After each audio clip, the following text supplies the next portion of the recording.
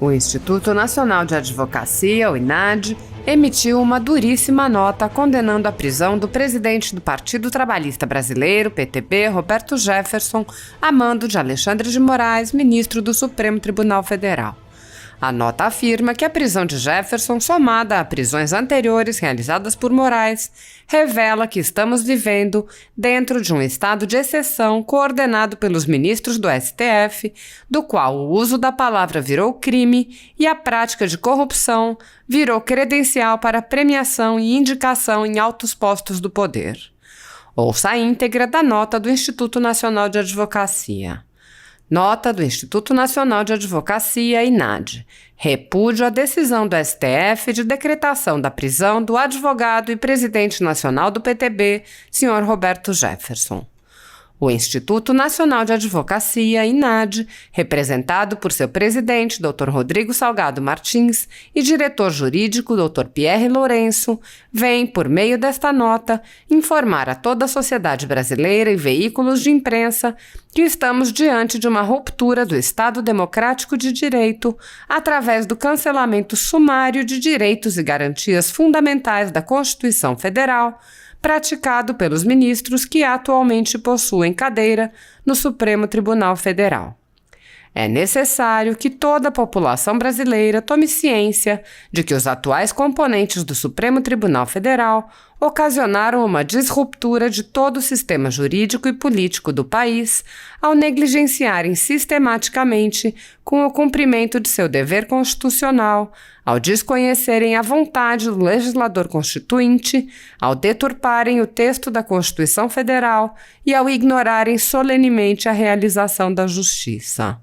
O decreto de prisão do ex-deputado Roberto Jefferson, advogado e presidente nacional de partido político, somado às prisões anteriores do deputado federal Daniel Silveira e do jornalista Oswaldo Eustáquio através do inquérito das fake news e seus desdobramentos como os inquéritos dos atos antidemocráticos e milícias digitais, revela que estamos vivendo dentro de um estado de exceção coordenado pelos ministros do STF, do qual o uso da palavra virou crime e a prática de corrupção virou credencial para premiação e indicação em altos postos do poder.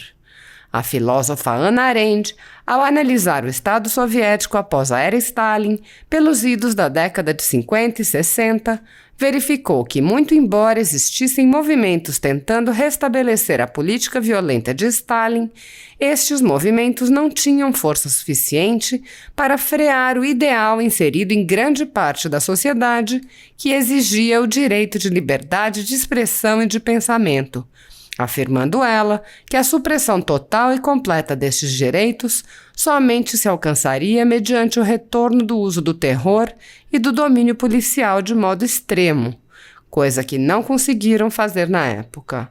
No entanto, onde falharam os membros do Partido Comunista da União Soviética, os atuais ministros do STF estão aplicando com sucesso as técnicas do uso do terror e do domínio policial para sufocar os direitos da liberdade de expressão e de pensamento.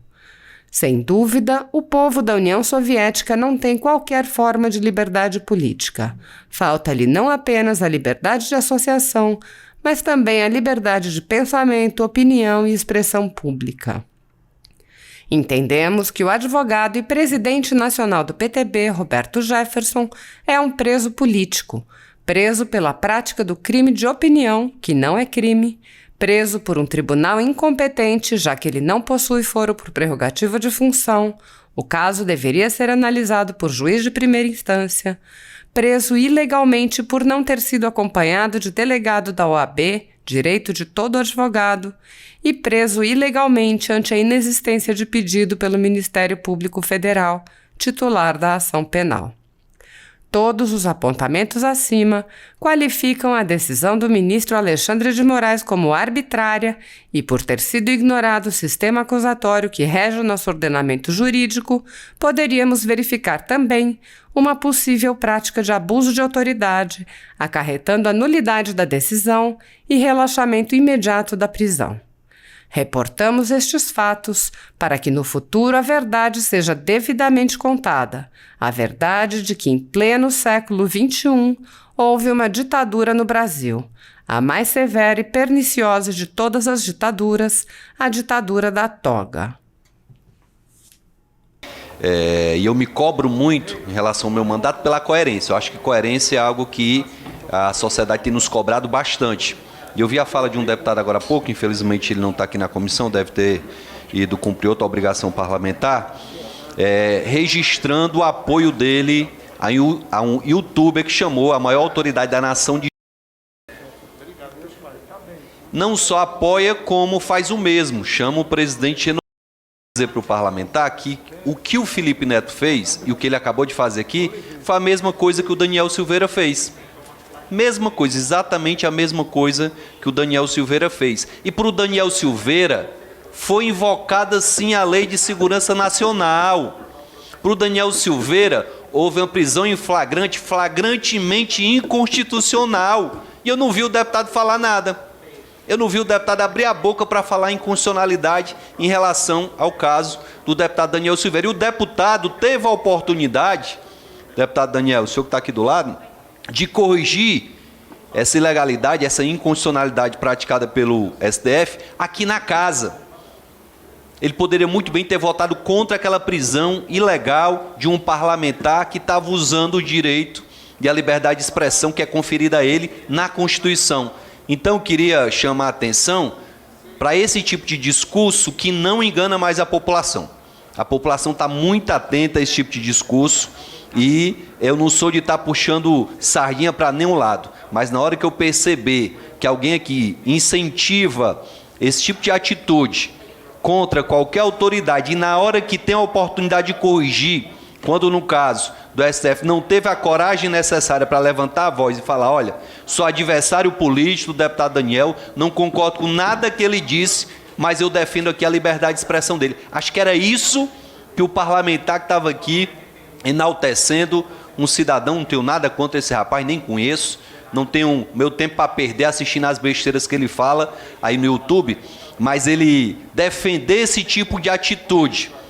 E na hora que um parlamentar é vítima da Lei de Segurança Nacional e ele não ter a hombridade, a coerência, a moral de também fazer o mesmo questionamento do STF, muito mais parece um discurso populista. O que eu estou vendo é muito discurso populista aqui na casa. Não, se for contra adversário meu, pode rasgar a Constituição, pode fazer o que quiser, que eu fico caladinho. Agora, se for alguém que, porventura, ideologicamente pensa igual a mim, aí eu vou gritar, aí eu vou espernear, aí eu vou chamar a imprensa, eu vou mobilizar a classe artística para defender. Então, é esse tipo de posição que a sociedade não aceita mais. Hoje, com as redes sociais, com a imprensa livre, que é a imprensa que existe nas redes sociais, não dá mais para fazer esse tipo de discurso e achar que a população não está vendo. A população está vendo quem tem coerência, a população está vendo quem tem dois discursos conforme a conveniência do momento, e era isso que eu queria deixar registrado. Muito obrigado, presidente. Nós precisamos, presidente, rever muitos atos do nosso país. A nossa Constituição tem sido rasgada, tem sido tripudiada e a nossa população tem visto isso de maneira perplexa e com muita preocupação. Para que caminho o nosso país está sendo direcionado? Nós vimos agora a questão do ex-presidente Lula, todos os seus atos praticamente vão ser anulados. É um sentimento de injustiça assim, sem tamanho. Nós vimos a prisão de um deputado federal por se posicionar contra o STF. De maneira arbitrária, o deputado está preso, estava preso até um dia desse. Nós vimos alguns atos, e agora, nós temos 2 milhões de assinaturas pedindo impeachment do ministro Alexandre de Moraes. Isso tudo se dá porque não está sendo respeitado a Constituição brasileira. E aqui essa comissão tem o dever de cuidar com mais afinco sobre a nossa Constituição. Então nós precisamos ser firme e defender o nosso país e defender a Constituição brasileira, que tem sido tripudiada dia após dia.